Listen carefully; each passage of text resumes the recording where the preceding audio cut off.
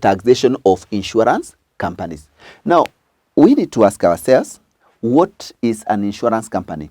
An insurance company is a company that is involved in the insurance.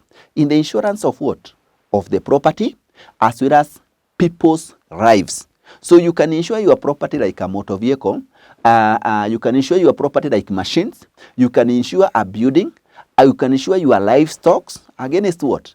That in case those items are destroyed, in case those items are involved in an accident, in case those items are stolen, then the insurance company is supposed to compensate you. So we have the insurance of property and people's lives. You have heard of people taking a life insurance cover. Those are the companies that I want us to look at, those that normally offer such services. Now, they are the points that you need to know about the taxation of these companies. So in the taxation of the insurance companies, we have points to note.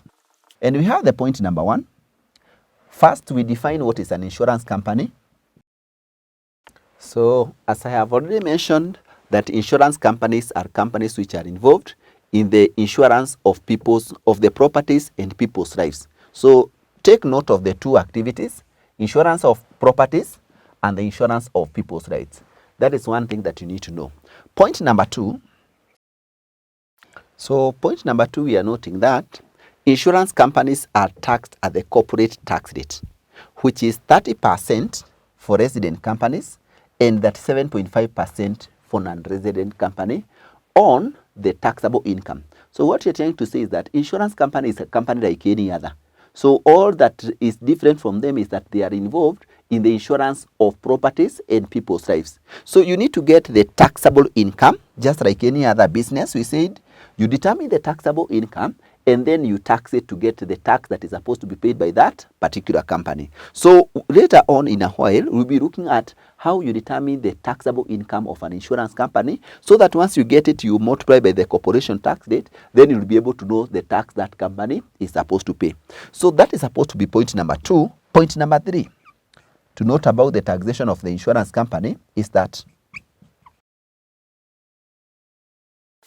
so the point number 3 that you need to know in the taxation of the insurance company, that insurance businesses are divided into 2, which are taxed independently, not together.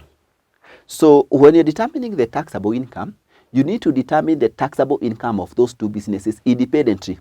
Don't look at them like they belong to the same insurance company or to the same activity. So you have the 2 insurance activity or business, which are general insurance business and life insurance business. So when you talk of general insurance business, what does it involve?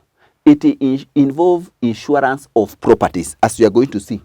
And life insurance business, as the word states, it involves insurance of properties. So when you're determining the taxable income, determine the taxable income of general business different from life business.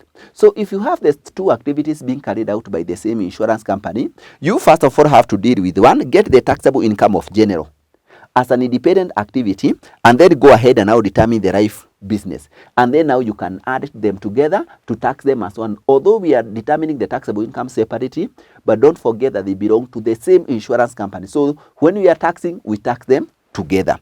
So I want us now to look at how do we determine the taxable income of general business and how do we determine the taxable income of life insurance business.